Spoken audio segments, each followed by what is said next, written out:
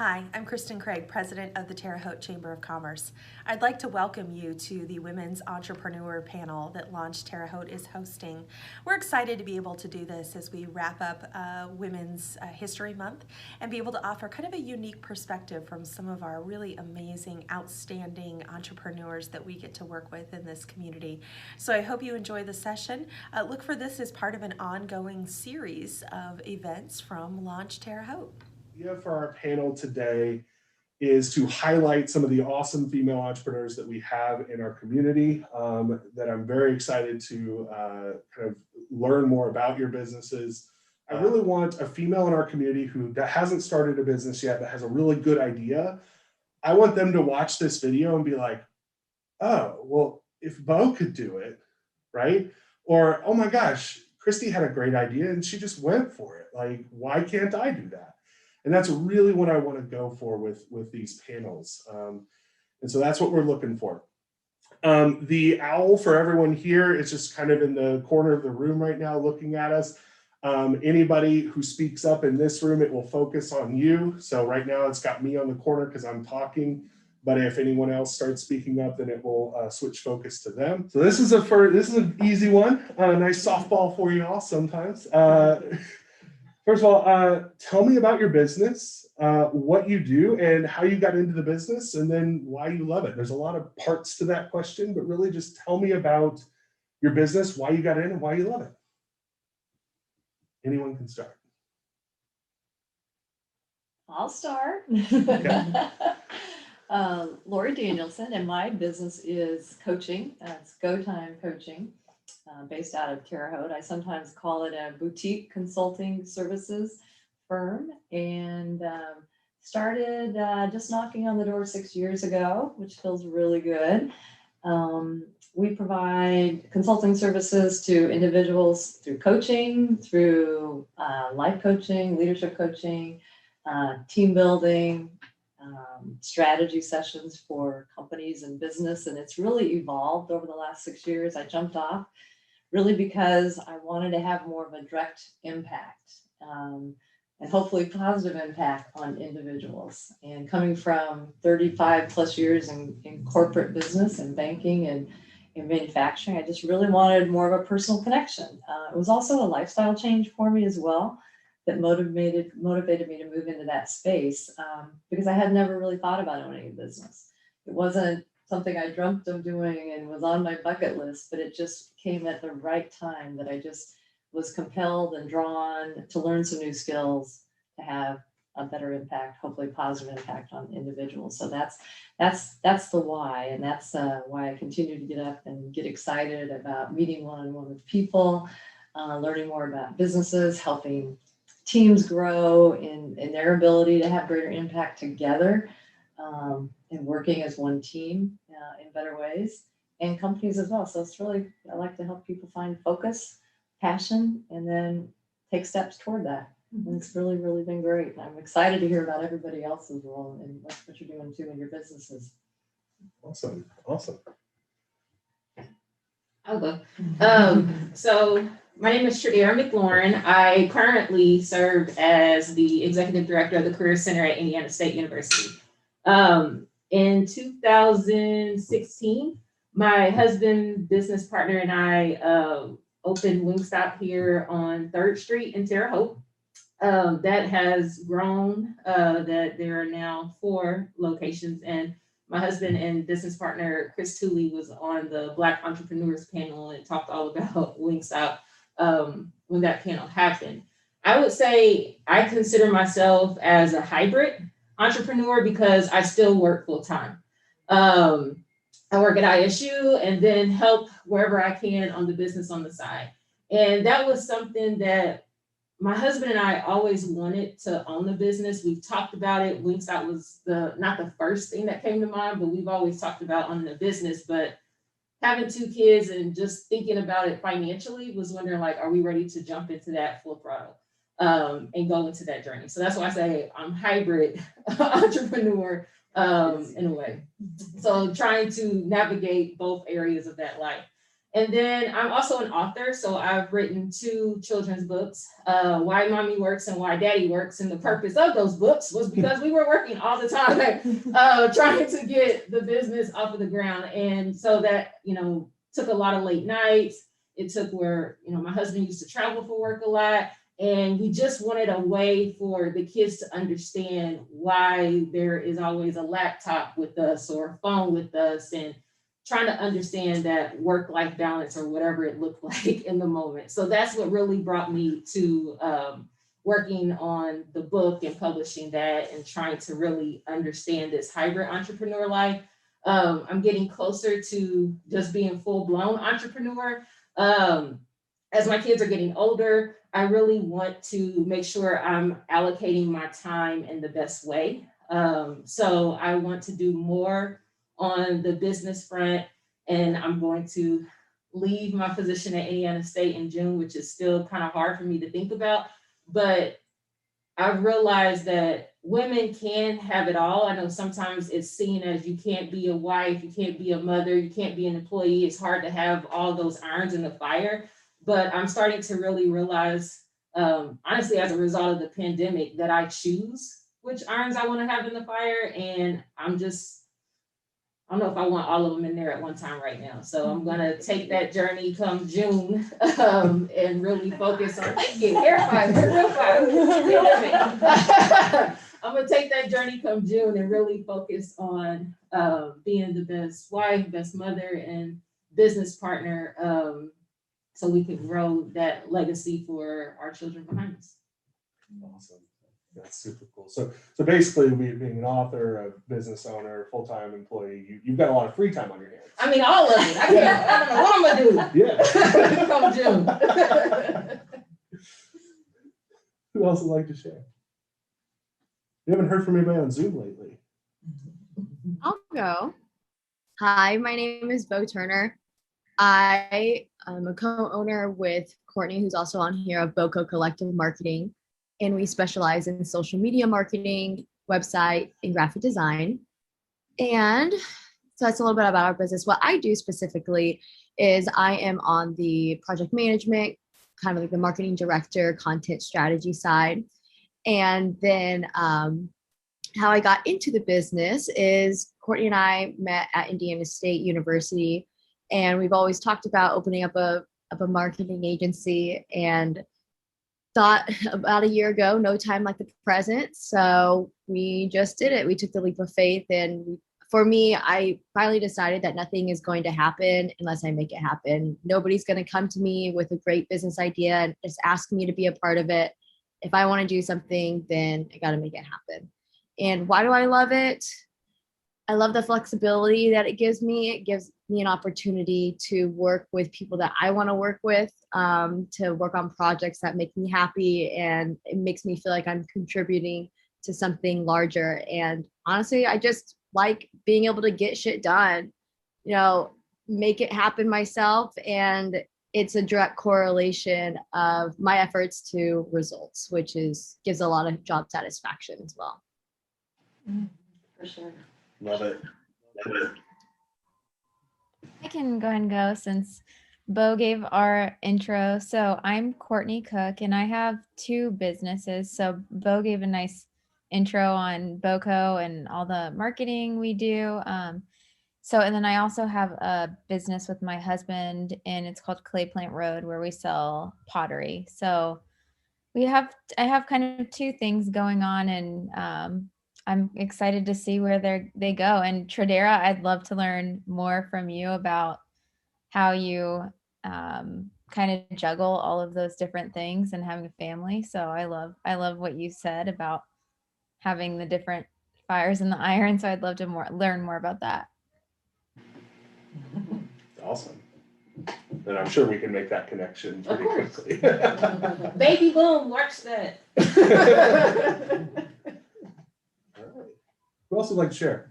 I'll go ahead and go. It's been so good to hear everyone, and I'm just excited to be here. Like, can't wipe the smile off my face. But my name is Danielle Bryan, and I'm new back to the Terre Haute area. I was born here.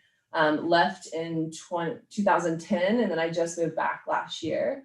And my business is called Illumination Wellness. So we're an alternative health and wellness organization specializing in events, retreats, and experiences rooted in connection. So the main tools that we work with through Illumination Wellness are meditation, breath work, sound, and human connection. So really what we're teaching people that we work with is how to have a positive relationship with their emotions, with their heart, healing the heart, creating experiences that are just rooted in profound transformation and connection, not just on a physical level, because we are so much more than physical beings, but on more of a mental, emotional, and spiritual level as well.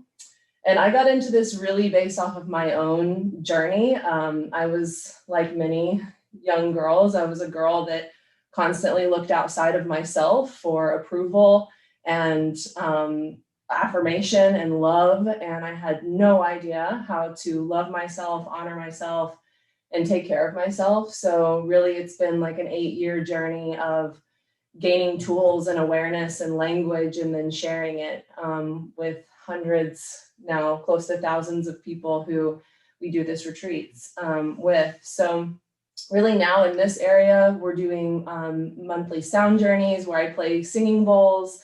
We're starting some yoga teacher training, meditation teacher trainings, and really uplifting people who want to be leaders in the healing space. I moved here from Austin, Texas, where healing and holistic wellness and alternative healing is just profound and it's everywhere. And so I'm really committed to just being a safe outlet for having these conversations about healing and having those experiences as well. And I love it because just like it's just so powerful, like this, like committing to self-love and committing to supporting each other on this deep of a level. Like my work just feels really powerful, especially now. It feels like many people are searching for ways to know themselves on a level that's deeper than the physical. And this work truly can provide a way, not the only way, it's just a way to do that. So happy to be home. Good to have you here. Yeah, that's awesome. That's awesome. It's interesting because people, especially during the pandemic, right? They were working from home. They were spending a lot of time with themselves, right? And so now they might be coming to you saying, I need to know myself a little bit better, right? Who is this person I'm sitting with now all the time, right? So that's kind of cool. That's really cool. Christy, how about you? Yep. Okay, I'll go. I love hearing y'all talk because I feel like, I don't know, I can identify with a little bit of what everybody has said already. So that's kind of nice. So yeah, I'm Christy Kiesel. I am a licensed occupational therapist. I got my master's degree back in 2008 from occupational therapy. So what that is basically, it's always been thought of as like a rehab career.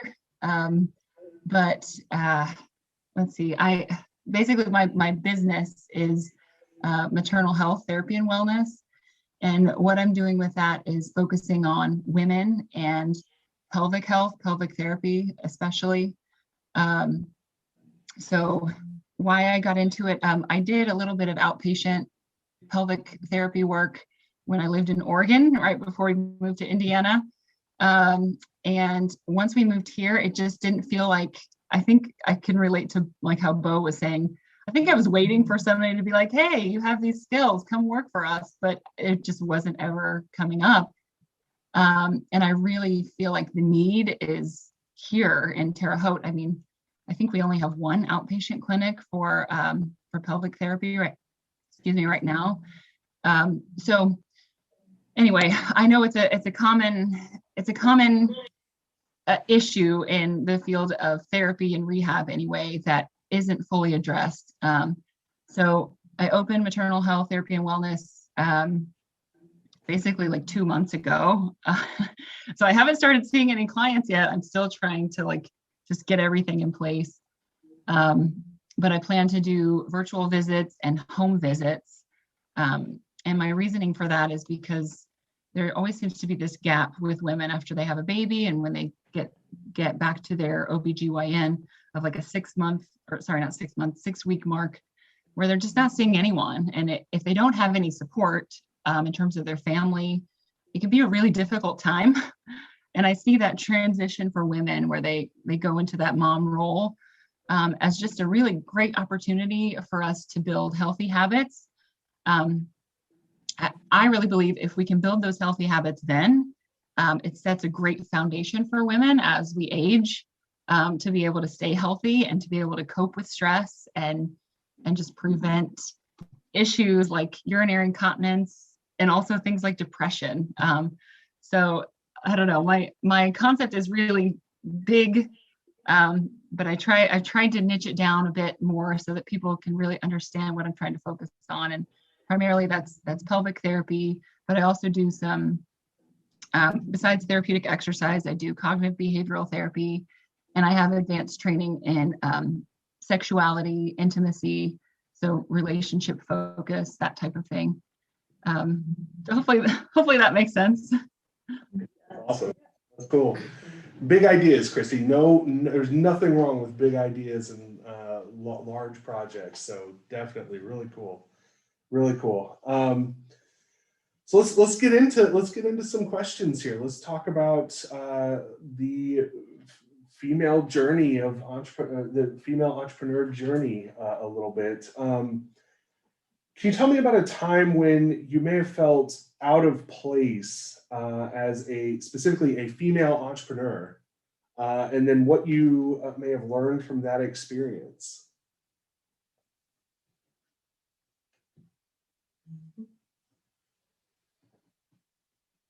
I wouldn't say I felt out of place, but being in business with my husband, a lot of times just naturally when we're in the room with someone else, they gravitate towards the male. That's just natural. If there's a question, I'm gonna go to you. If it's this, I'm gonna go to you. And that's fine. It is what it is. Doing the book thing though, I've realized that I guess in a way it's just industry based, which is not really the best thing to be. But in business, I think just as a society, we look at business and we think of men. We don't think of women. With me doing the author part, I can go into those spaces and navigate just fine. And I feel as if industry based, we look at it as in educators reading books is more women focused. So it's easier to navigate. I think it's frozen. I can't hear them. Can you guys? Back? Yep, we can hear you now. Oh no. Okay. I hope the recording caught that. Thank you for letting us know. We'll cut that out. The last thing I heard was her talking. I mean, you kind of left off on them gravitating towards him in conversation. That was kind of the last. Oh. That's okay. That's all right. That's all right. Basically, I would say the experiences from the business side and then with the author side has been a little different. So I feel as a society, when it comes to business, we just automatically gravitate towards the male. If a male is in the room, I'm gonna do that. When it comes down to the book side of me, I have no problem navigating in those spaces and being addressed because I feel as a society, we look at it as an education is a woman-dominated field, so it's easy to move and maneuver. So that part where it's kind of hard with the journey to say how it's like, because I've seen it in both ways. I also don't want to say it's all focused on, they don't talk to me because I'm a woman. They don't talk to me because honestly, they don't see me. As I said, I'm working at ISU full time and I'm behind the scenes. This like, I really don't know you exist. I see them more often than I see everybody else.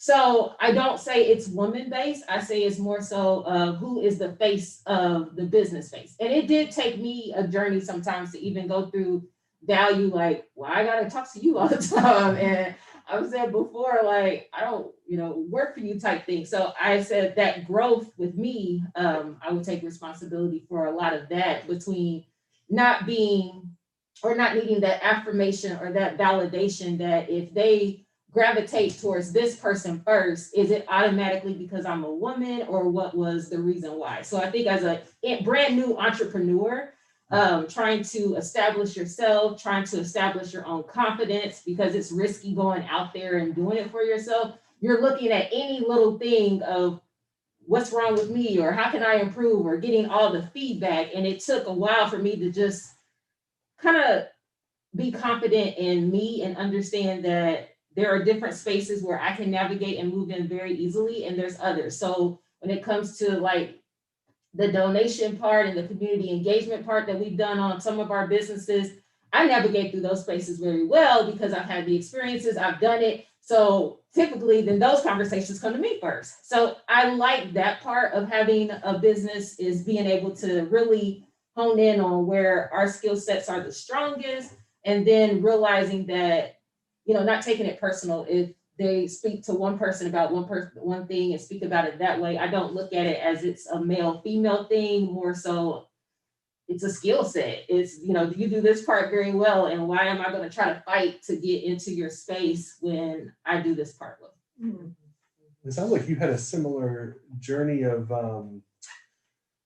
personal acceptance, I guess, that like Danielle talked about, right? When you were talking about you were looking externally for validation and love and things like that. It sounds like you at the beginning you were looking externally, but you've gotten more confident in yourself through entrepreneurship. Yeah, 100%. I think it's that, and then I don't know. I just think sometimes as a woman, I just feel sometimes this is just that doubt there. Like that doubt is in my head constantly. So it just got to a point where I just didn't give a care. And I don't know if it happened because I turned 30, but at that time I was just, whenever I turned 30, and I was just like, screw it. I mean, if you like it, you like it. You don't, you don't. And then I just felt okay. Like I felt like I didn't have to be in that space. I went through that age of, I have to prove myself and I know this and recognize me and do all that. And now I'm like, if you recognize it, you recognize it. If you don't, you're lost. And I'm gonna move on with however I need to move. So it took, I don't know if it was age. I don't know if it was that second child that made that happen. I don't know what it was, but I started to get that own internal confidence where I didn't need the external validation as much. that's awesome. That's awesome. Who else would like to share a little bit? Sometimes you felt out of place as a female entrepreneur, and maybe what you might have learned from that experience. Yeah, I'll say whatever. I go to for business development, we go to a lot of like networking events in Indianapolis, and it's usually in the beginning whenever if there is like a lot of men around or something, and they're like, as we're starting out, I do feel out of place as a female because I just can't relate to them just on certain hobbies or even their business. And until women start showing up and we can talk about their business or, you know, just like girl things, I do feel out of place. And Courtney and I were kind of talking about this while we were looking over the questions. We're like, there's times when we try to so hard to relate to the guys or their interests because we want to be likable, we want to be relatable. And very rarely have we ever encountered men trying to find out about us. Like, oh, wow, you're really into these workout classes. Tell me more about them. It's always, for the most part, what we experience, it's us trying to adapt to them or relate to them and not the other way around. So a way that what I've learned from that experience is, you know, trying to find some common ground. If it's not through sports or through their software business or something, then talking about either their family or their wives and just kind of pulling out that information and relating to them on a different level. That's what I've. There we go. Are we back? Can you hear us? Okay. We were saying here on premise, this is this sharing is too powerful for the internet, right? That's really what's happening here. And that's okay. You know what? I'm okay with it. The last person to break the internet was a woman. We might as well have a couple women break the internet this time, right? So I think, Bo, we got yours. I think we cut out like right at the end. So I think we're okay unless you had anything else to add to that ending. Nope, good. Okay, all right. Anyone else? Share why if you felt differently as a female entrepreneur. I'll just chime in. 'Cause I think I'm the elder in the room potentially, but I guess I have a different experience, but also some awarenesses that you shared, Tradara, just about having the confidence. But I grew up in the banking industry, so it was very male dominated when I started. I was oftentimes the only female in the room in a meeting or in a boardroom, which was extremely intimidating, but something I learned very young to navigate.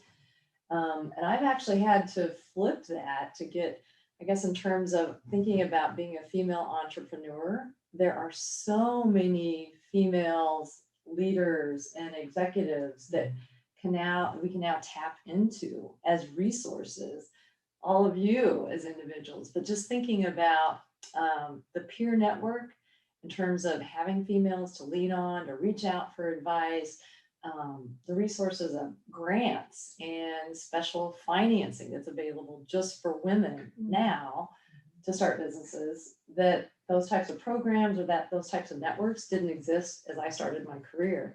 So I think it's a great time for women to start a business, number one, but I've actually had to learn to navigate, because what I used to do, navigating a male dominated world that I was living in, now learning to navigate and tap into the wonderful female leadership and resources that are available. That wasn't natural, because I spent so many years navigating the other. So that's a new kind of awareness. And then in terms of just being an entrepreneur and having early on in my business introducing yourself and saying, Lori Danielson, president and founder of Go Time Coaching. It was hard to say that sometimes, to say I'm president of this and I'm the founder of this. And I struggled with that for a bit, to feel confident in that I have something to offer here. The other thing I did for the first 3 to 4 years was say yes to a lot of things, which allowed me to try things on for size, but I also got spread very, very thin, very, very quickly.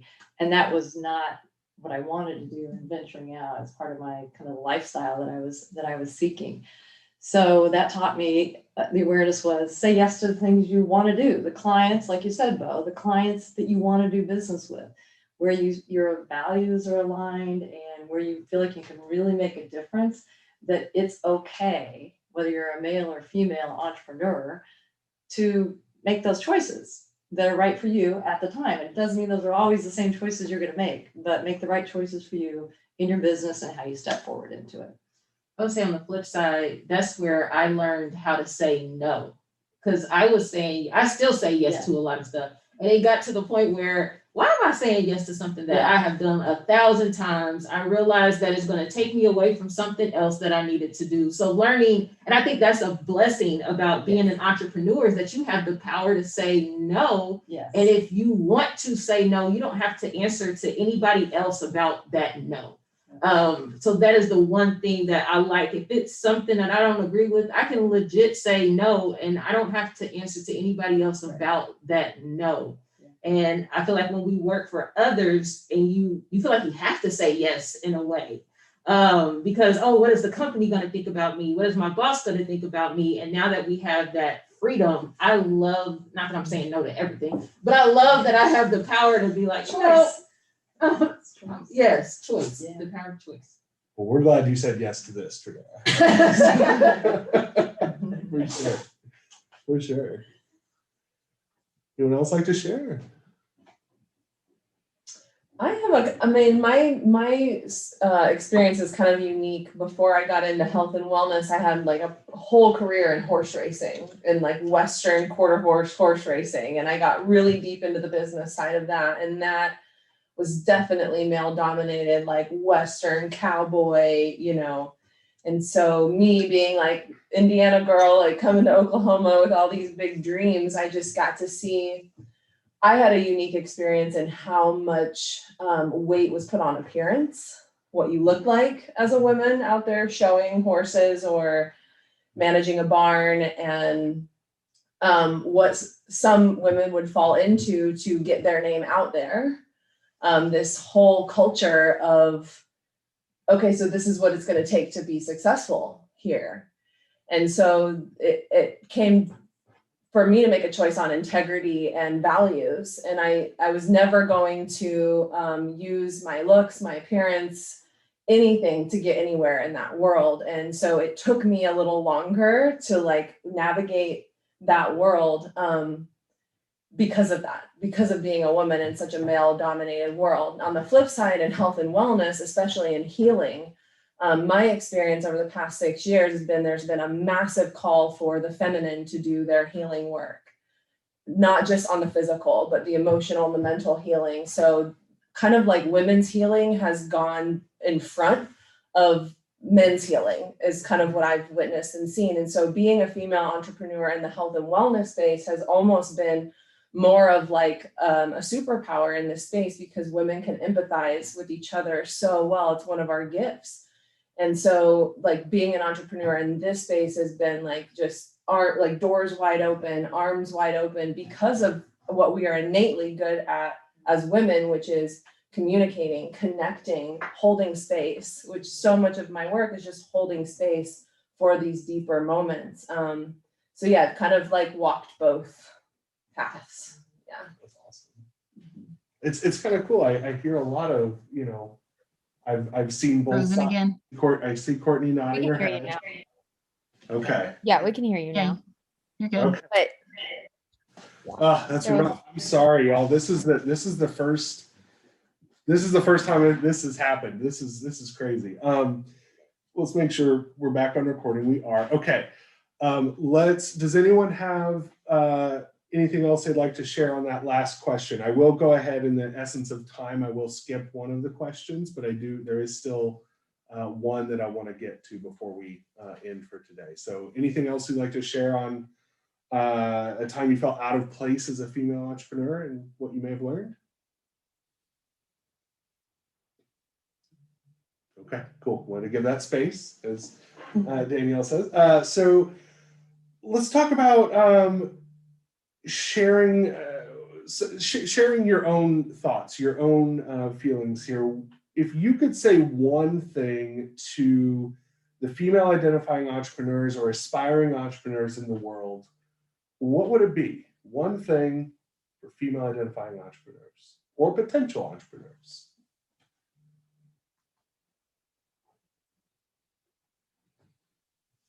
Well, you kind of skipped the one that I felt like I wanted to talk about, so I'm going to combine the two. Hey, that's okay. Have at it.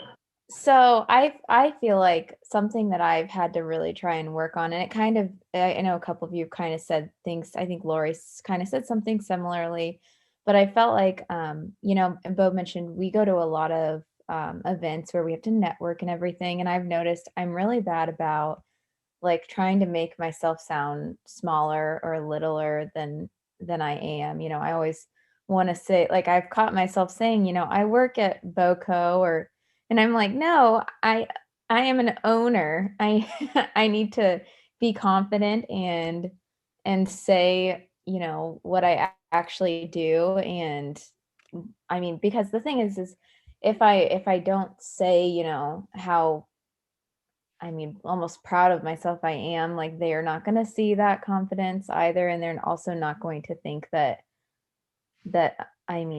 they don't take me seriously in a way too, if I don't kind of tell them what I actually do. So that is something I am recommending to others, you know, to be confident and say what you are firmly. And I mean, I don't know. I know Bo feels the same way about that. You didn't say it, but I heard be proud of yourself. Yeah. Is that where we're, yeah, be proud of Yep. yourself. Yep. Okay. Yeah. Yeah. Yeah, can I add on to that? I totally agree. I think a big thing that I continue to have to tell myself too is like, it's okay if I fail. Like, it's okay to fail. I think perfectionism is I feel like it's a big piece for a lot of definitely young women. I think as we get older, I've noticed it seems like we let that go, and I think, Tradara was kind of speaking to that, I think. Yeah, I think that's a big thing. I would let young entrepreneurs or new entrepreneurs know, I guess. It's okay to fail. And I think it's easy to say have confidence, but it's something that takes time, especially when you're like conditioned as a girl to act a certain way or be a certain way in order to almost like please everyone. It takes time to kind of crack that shell and let it go, right? So I think, yeah, and it's like I think a better word I was maybe looking for previously too is like I'm always afraid to feel arrogant. And it's not that by any means. I don't think we come across as arrogant. It's just, I don't know. I was gonna say it's a fear of being, which I'm not gonna cuss, but a bee. Like I feel like if I'm very powerful, somebody will like this bee Cut out again. Let's get back to it because I know we've got a few minutes and I know Christy has to get the kids. So last question here. If you could say one thing to the female identifying entrepreneurs or aspiring entrepreneurs in the world, what would it be? And I know we've heard from Courtney, a little bit from Tradara. What do you want to tell people? And Christy as well. What do you want to tell those aspiring entrepreneurs? I'll go. Mine's kind of twofold. The first part would be trust yourself. Like really trust yourself. Yes. You know, like there's so many resources and tools and people that are gonna try and tell you what's best for you, but like truly, like you know what's best for you. You know where you want to go. And I know in my case, like sometimes my dreams and my visions feel so big that it's been like, well, how are you going to do all that in a lifetime? And so the second piece is, you know, be in it for the long game. Play the long game in your business. So often, you know, we can want that shiny thing right away or that result right away, but if you really like set up your business, like I'm in this for the long haul, I'm building an empire, I'm building something that's going to span time and affect people over timelines, then it kind of makes like failing feel a little better. It's like, it's okay. I know where I'm going. I've decided that I'm in this, I'm in it to win it. So, you know, just keep playing that long game, even when if the short-term results aren't there, you at least have your long game plan to always look back on, like knowing where you're going. That's awesome. Yeah. When you have these big ideas, a small failure here isn't necessarily tanking everything, right? It's part of the long game. Yeah, because you're gonna mess up. Like you're gonna mess up and like things are gonna go wrong and like you're gonna feel like an idiot sometimes. Yes. Yeah. You're not gonna go that direction again. Yeah. If you do, it's differently. Mm-hmm. So mine really was because I had to trust yourself first. You know yourself better than you, but trust is important every day when you wake up. And then secondly is about relationships. Honor them and leverage them. People want to help. People desperately like to be of service more than we think they do. And I think I can speak for myself, but I've learned and heard this from so many other people. They don't have time for me, or I don't want to bother them, or no, people want to help. So honor those relationships, go back to those people, find out how they're doing and ask for help, ask for input, ask for ideas. So just honor and leverage those relationships. And they're tremendous here in this community. They're tremendous across the state as I've gotten more involved at a state level and even looking out across the country or global, if that's what the big picture is. But people and humanity want to help. So relationships are king. For sure. And just a shameless plug, because we're here, Launch Terre Haute is in fact a great place to build those relationships. So I think that's a big part of it as well. Christy, Courtney, I know we heard from you a little bit, but anything you'd like to add? Uh-oh. I would like to add to that. I want to echo everything Lori said about the relationship building, and also, I guess, to spin off on that a little bit, finding a mentor and really being able to find those people that you want to grow with, like that are doing the cool stuff that you're doing, and pick their brains and bridge your network. And then, sorry, that distracted me.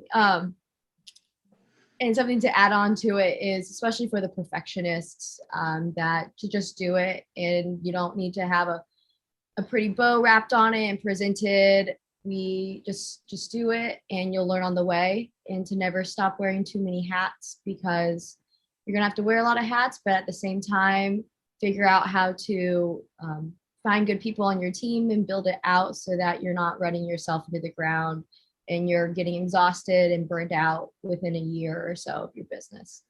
So, Yes.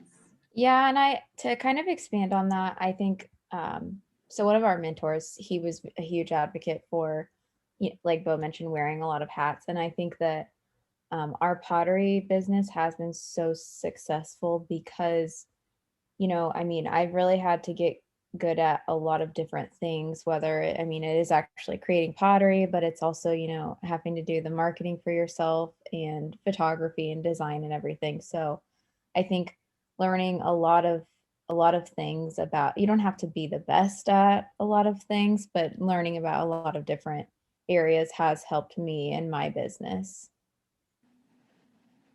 Some good stuff. Good stuff. Anyone else? Any final thoughts from anyone? Okay, I do want to take just a second to thank the Terre Haute Chamber of Commerce for letting us put this on, and launch Terre Haute, obviously, for hosting. And then our amazing panelists today. I really appreciate you all coming out and sharing pieces of yourself for the whole wide world to see, and having confidence in yourself. This is really, really cool. We will have links to all of your businesses on the description of the YouTube video.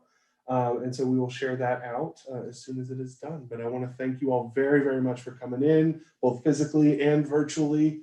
Thank you all for this wonderful experience. This was really good. I think I learned a lot, and I hope we were able to impact some individuals today. So thank you all very much. Have a wonderful day. Thank you. See ya. Bye-bye. Classic Zoom wave. Oh, I'm so glad I recorded that.